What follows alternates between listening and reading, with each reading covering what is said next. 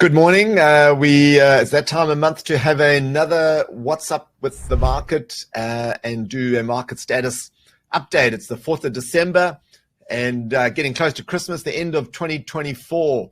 So let's see what the market has for us in store. But before we do that, I must remind you that everything that I cover here, this analysis that I do, is not used in a SPA3 investor or SPA3 trader. This is generic technical analysis and charting that I do in these sessions. And none of this analysis is used to make any decisions in any of the public portfolios, the real money public portfolios that I run, or the paper traded SPA3 trader public portfolio as well. And I also don't use any of this analysis in my own personal portfolios outside of the public portfolios that you can all see. And I want to tell you that I'm a mechanical trader and have been 100% mechanical trading for the great majority of my money for about 25 years now. I have dabbled a bit just to try and do that subjective discretionary trading from time to time for periods of a few months with a small amount of money, just to see what it feels like again, and just recall, if you like, those feelings that I used to have all those years ago. And I just come back to mechanical. So that's what I do in all the public portfolios, 100%. And I have to tell you that everything we cover here today is general investment advice, and there is no specific or personal or direct investment advice involved in the session that we're going to have. We have up-to-date prices as of close prices in the US this morning, and also in Australia as of yesterday. And we start off with the Dow Jones. Now, I haven't changed this channel yet, the upper and lower channel lines, just to see what happens. Something I tend to do, whether the price transgresses the lower channel or the upper channel line. I let it go for a little while to see if it trades back into the channel, or whether it leaves the channel for a long period of time, in which case I will adjust the channel lines with the latest data. What we see here is the Dow Jones popping out the top of this channel line, but we also see in the bottom relative strength chart over here compared to the S&P 500 that there's a downtrend here. It is underperforming the S&P 500, except maybe just for a few bars towards the end. And that typically means S&P 500 doing better than Dow is typically what we call a risk on. It's where you would typically take risk in equities more so than other asset classes. What I've also done here, just zooming in on these indices, I've updated the Fibonacci's just to see how any retracements we have, to see how shallow or deep they are, and I'll make some more comments on that a bit later. But what we're looking for on this longer Fibonacci going all the way back to here, about a year, just over a year, is a 23.6% retracement, and that's the magenta line. That would be down here. That would be a shallow retracement. And what that does is gives us a little bit of an idea of, if we do have a bit of retracement, which we probably due for one, just given what the market's done, is if it fell all the way on the Dow Jones to this magenta line, that would actually be quite a bullish retracement. Might sound like an oxymoron, but it's not. But a deeper or a retracement, say to 38.2 or 50%, means that you then 38.2 is normal. 23.6, I'd say, would be a bullish retracement if that's as far as it went. And also, if it got down to 50%, well, then we're starting to question it. That's still okay. Beyond that, then you're starting to say, well, is this trend potentially over? So we'll do that. And I've also got a shorter Fibonacci line here, and I've got the 23.6 and the 38.2. This is from this trough here, which was in August, 5th of August, so 4 months ago. And there was probably just around about a 23.6% retracement, new high, new low, just classic charting, technical analysis stuff. A little bit of a retracement now. How deep will this be? If this trend continues, you're going to have these little 23.6% retracements on the Fibonacci or less, indication of a strong bull market. So we're in a primary bull market, we're in a secondary bull market, and within a secular bull market. So the sun and the moon and the stars are all lined up. Doesn't mean it's going to stay like that forever, but it's this is a market that everybody should have been 100% invested in. If you have any, for the portion that you allocate to equities for quite some time now. And if you haven't been, well, then you got to question your process. You got to question your mental, strength and wherewithal and fortitude, and you got to, process. Talk about process, not just the mechanical process, but how it fits into your life, and to get that process to a point where it literally is, 15 minutes to 30 minutes a week, which is all it should be. And if it's too hard or too difficult or too time consuming or whatever, well, then you haven't sorted out the process. Basically, that's really what it comes down to. And there's no excuses. That it's on you, because all the tools are there. Not only us, there's other people out there that are competitors that have done similar things, right? But so it's up to you just to do a little bit of work, both in your technical process setup environment, and mentally in your mind, to position this where it should be if it's important to you. So a little bit of that to start off the session. Wasn't intending to do that, but it's hell of important for you to take heed of what I just said there. Right, on to the S&P 500. This has not broken out the top of the upper channel line. I've got the Fibonacci's, the same Fibonacci's there. So they are there, by the way. This analysis is uploaded. You can download it now into your instance of Beyond Charts. But we're just looking to see where the next retracement, the next leg down, the next trough actually does find support. And just what I said about the 23.6s and 38.2s. I haven't even got the 38.2s in here, because the 23.6s look quite a long way away. And that's just our bullish mindset that we have at the moment. And we're also seeing that volatility at the S&P 500 is falling. But having said, this is probably our bullish mindset. Remember, as a mechanical trader who has picked up the Mark Douglas principles, is that we trade in the now moment. We trade in the zone in the now moment, which means we have a neutral mindset. We have no expectation in projection into the future. We just let the price unfold, and we act accordingly as it does.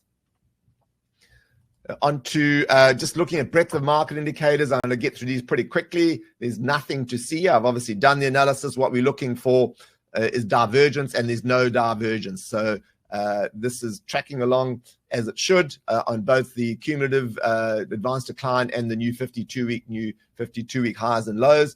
And there was some divergence here, but market didn't take heed of it. It's continued to rise, and there the divergence is gone. We've had a higher trough. We've got about 71% of the S&P 500 stocks are above their 150-day moving average. That's what that chart is telling us. And on to the next one, looking at the US dollar, now sentiment indicator. And what you want to see here is equities and US dollar going in opposite directions. For this period of time here, they weren't. They were going in the same direction. As I tell you, we want to see a resolution of that, and it's resolved itself with the market continuing to rise and the US dollar falling a bit. So we keep an eye on that, because it just gives us an idea of what the sentiment is out in the market. If the US dollar becomes very bullish, that's the basket against 6 other currencies, then that typically might not forbade too well for stocks. But at the end of the day, we see which one holds out. Sometimes stocks then get the upper hand and rise, in which case you see weakness in the US dollar. What I've got here also is a long-term smooth index rate of change. That's a SIROC, and that is of the relative strength between the US dollar and equities. So US dollar to stocks ratio, and where we've got the green line here, we basically are seeing that ratio, that relative strength line is showing that there's more strength over the sort of medium term in equities than US dollar, which is also a very bullish sign. On to the Russell growth versus value, and here we see the green line over here. We've got the SIROC also of the relative strength between the growth and the value. And again, naked eye, you can see growth going up more than value, but they're both rising, and that's telling us this is definitely a risk-on environment, certainly running for the hills at this stage.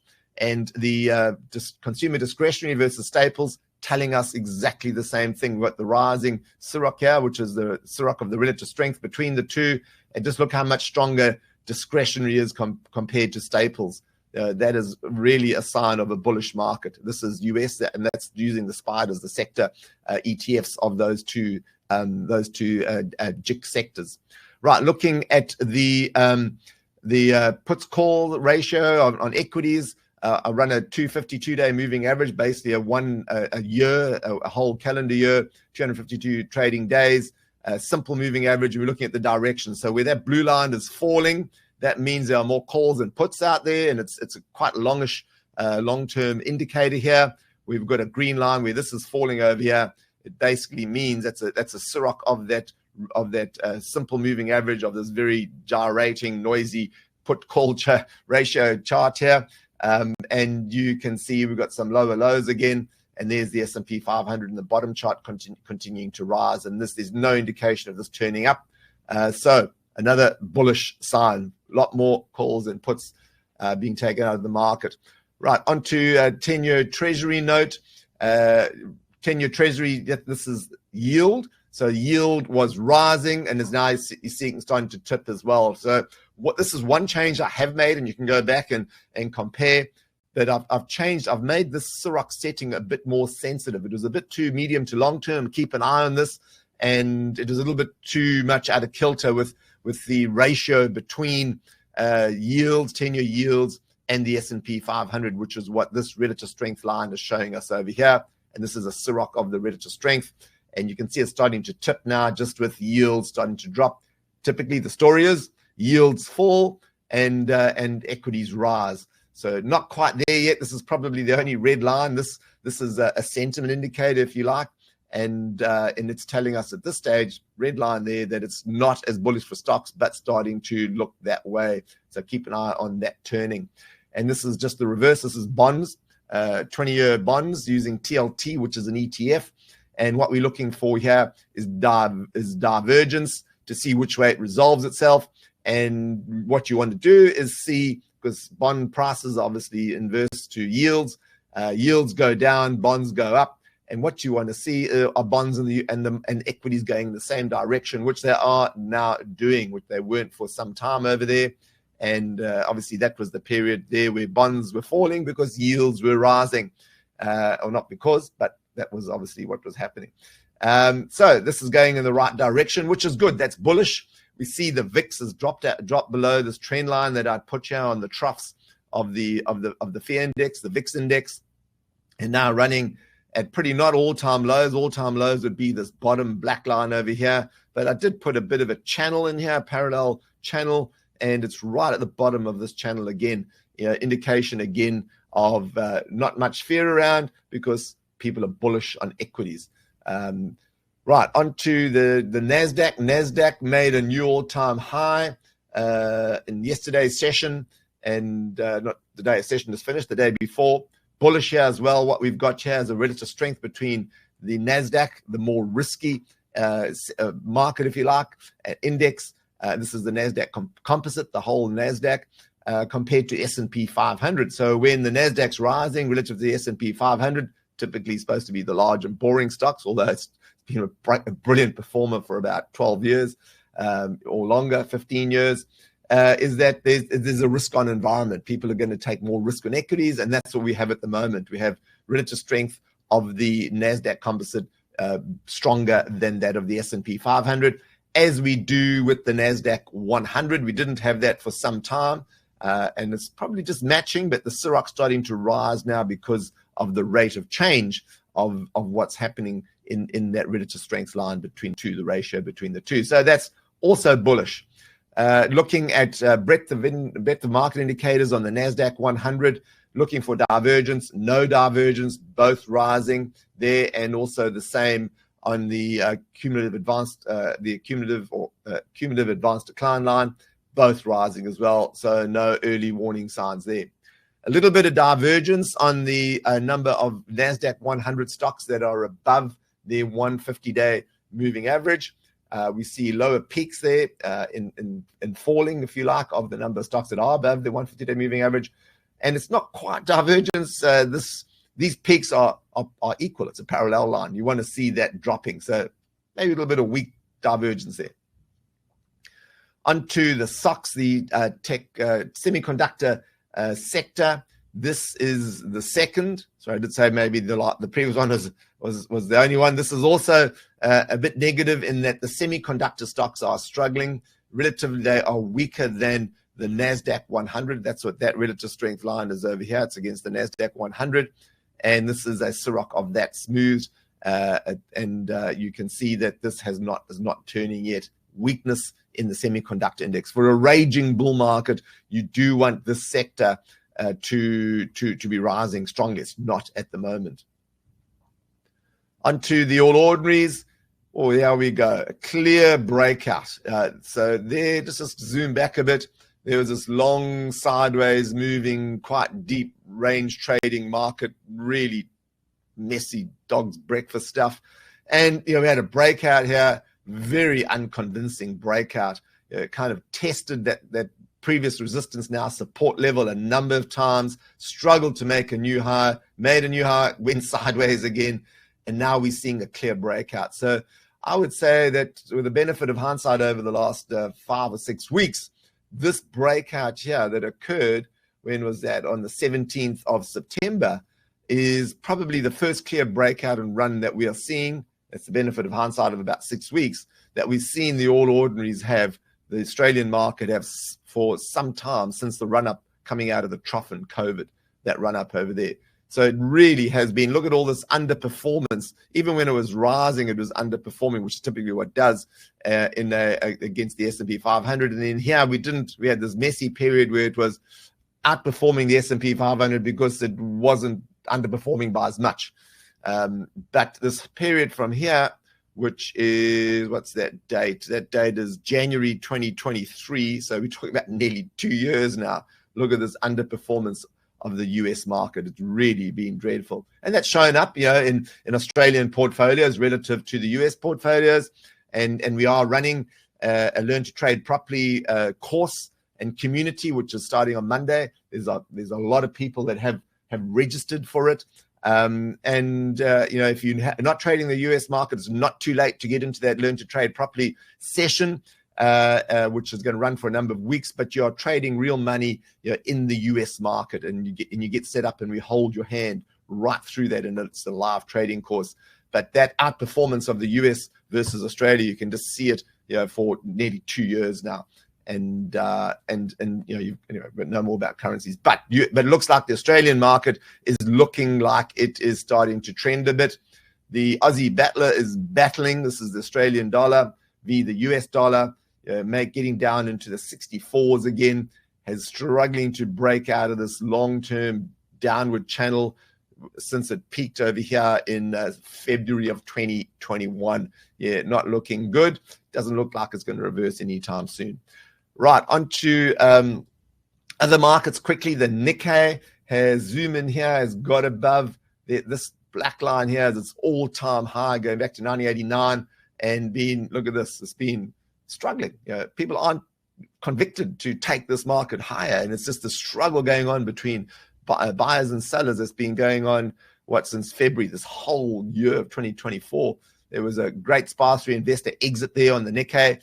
We had that 14% fall in a single day. Any penny, the sky was going to fall on the whole world's head, and lo and behold, turned around. How many times do you see that? Anyway, so that has snuck above in the session yesterday, and we'll see. But it really does need a breakout. There's the breakout line on the SPA3 investor ATR trailing stop, the breakout there, and we'll see if it goes to a new high. But this is actually strength, given that in a roundabout way, given the strength that came over there, sideways moving market, quite a wide-ranging sideways moving market, and you'll see this a lot in price action, where the struggle happens, and then we're going to get a breakout one way or the other. And the longer the struggle goes on, where you've got this wide-ranging sideways moving market, the stronger the breakout's going to be in whichever direction it resolves itself. So keep an eye on the Nikkei for no other reason, to learn more about technical analysis and price action. DAX has had a wonderful breakout. This is the sort of breakout you may be looking for on the Nikkei. The sideways moving market trying to break through its all-time high over there, which was all the way back to, I think this is November of 2021. Similar sort of price action to the S&P 500. The clear breakout was the first of the indices to break out in December of 2023 to a new high, and had the sideways moving market, and now another clear breakout on strength. Look at that, pretty strong. And so an indication certainly in the German market, in the European markets, that it's strong. FTSE, we'll keep an eye on this. This is the all-time high going back to this rectangle we have here, going all the way back to January of 2000, believe it or not. So yeah, FTSE has not been good, had a breakout, resistance the whole way along, and maybe trying again. So let's see if it breaks out and goes in unison with some of the other European markets to break out to new all-time highs, see where that goes. Underperformance against the S&P 500. The Bovespa we keep looking at, as I keep telling you, as one of the non-developed markets, and in a downtrend, no strength there, underperforming the S&P 500. So certainly no strength there at the moment. And on the two Japanese indices, we have the large caps and the all share, the Shanghai index. You know, I spoke of skyscrapers, classic case of a skyscraper there. Is it going to find support? We don't know, but a long way from all-time highs on the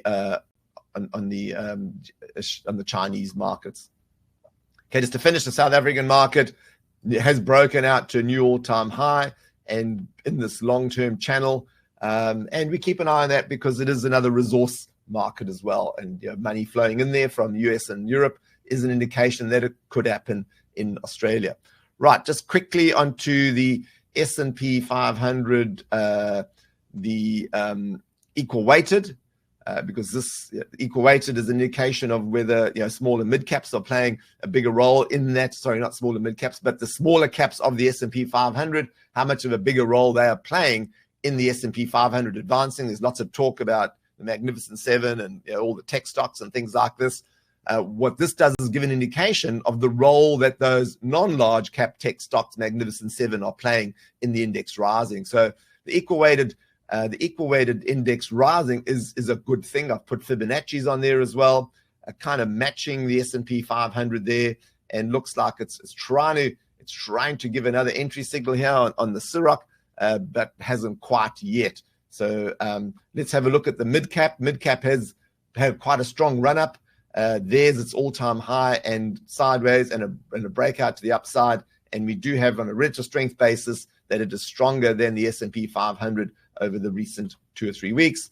And similarly with the S&P 600, the small caps, also given that risk on signal there using a subjective Ciroc on the relative strength line, and also at new all-time highs there as well. So keep an eye on those two. We'll quickly now go through the commodities, looking at the CRB index, sideways movement, nothing to write home about there, underperformance of equities. Gold has found a peak. What I've done is I've put a Fibonacci here on this trough that goes back to June this year, a decent run up, found a top, and just looking to see how deep this retracement is. Now, this is probably going to give us a good indication of where gold may go from here. We've got a little bit of a short-term symmetrical triangle forming over here. If I put a trend line there, you'll see there's a bit of a symmetrical triangle forming, and that apex gets narrower and narrower. We're going to get a resolution in the short term of it breaking out one way or the other. But the thing to keep an eye on here, in my view, is which Fibonacci level holds. So we've had a 50% retracement, which for a gold is pretty normal. You'd like to see 38.2s, 23.6s are pretty rare in a strong trend. So let's see which way this resolves. Firstly on the symmetrical triangle, and then secondly on the Fibonacci level. If we start getting down to 61.8s and beyond, and maybe a full retracement down to this all-time high support, or was a resistance level, and comes down to that, and it breaks below that, then we could be in a bit of weakness for gold for a period of time.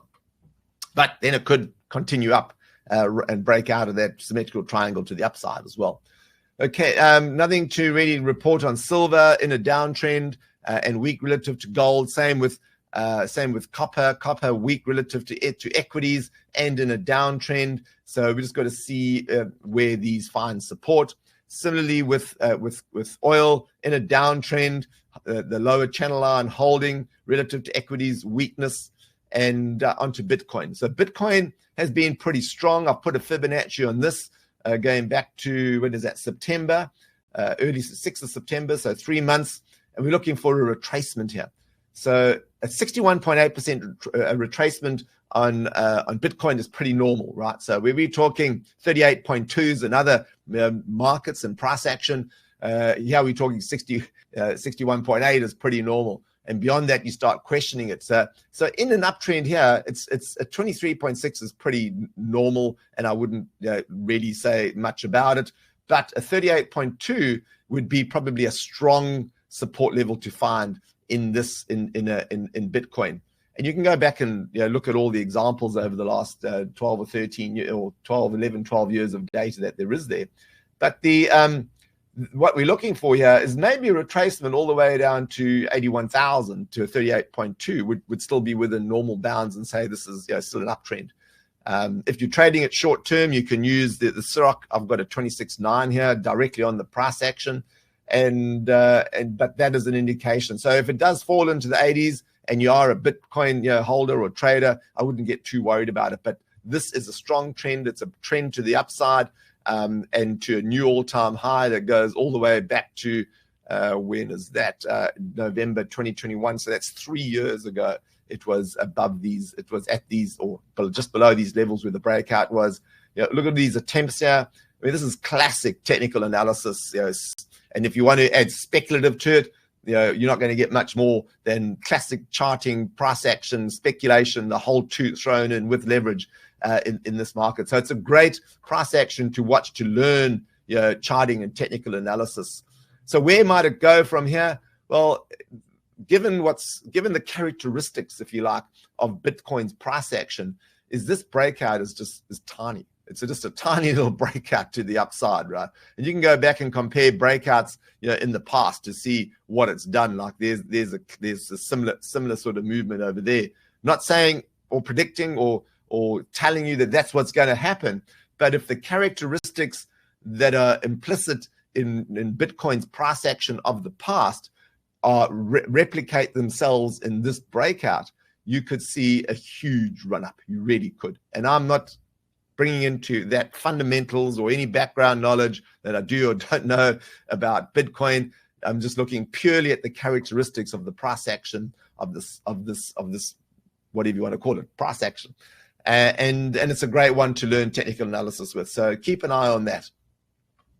Ethereum is not following yet. There are a bunch of others, if those of you follow the crypto markets, that are doing way better than both of these, percentage-wise and breakout-wise. But yeah, I don't look at those or follow those or trade them in any way. But Ethereum is lagging. Just to finish off, uranium has fallen out the bottom of this channel that was in the making of, what is that, about 3.5 years. And we now need to see where it's going to go from here.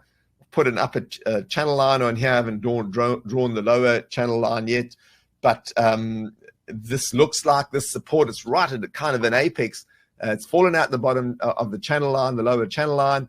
It's right on support here, and it's right on resistance of this upper line. So a bunch of things coming together. We'll see where uranium goes. And also on iron ore, it's round about the support level of the $95 mark, $95 to $100, strong support level from a technical and maybe even a fundamental price perspective. Let's see if this price holds, if this becomes the new kind of normal base price for iron ore or not. And similarly with coal, thermal coal, also holding and forming a new base, as an anchor, if you like, for future price action for some time, not forever, but for some time to come. So those are the commodities, right? Just to sum up, we're on the half hour, which is great. Just to sum up and go back to the S&P 500, is that this is a bull market. As I said, it's a secondary bull market within a primary bull market within a secular bull market. And now the Australian market coming to the party, joining the party to some degree, not as great a degree yet as the US markets. Things are poised to look pretty good for the foreseeable future. Of course, we are just looking at the price action as of today, and that can change very quickly with the myriad variables out there, which there are millions of variables, and any one minor one can become a major one in a matter of seconds and change things. And then you have to see how traders and investors react to that and what price action unfolds from that. But as things stand now, we only go on what we have at hand, is that secondary, primary, secular, all lined up, bull markets, the sun and the moon and the stars all lined up. And it's also gradual. It's not massively volatile. It's a great market to be in at the moment. Of course, it feels even greater as being a mechanical investor, in that if it does turn pear-shaped, we've got those exit signals to lock in the profits and get out of stocks, and that can happen pretty quickly. And we've got that safety net, if you like, in inverted commas, below to get the exits and go into cash if that happens. So at the moment, it's all systems go on equities markets, and it's a good one to be in and to follow and to see what unfolds and how this market handles any wall of worry, news or noise that comes. Okay, no questions there. I see some comments. Thank you, Wayne and Ron, for those comments. We'll end it there. And as always, I wish you consistent and objective and peaceful active investing and trading.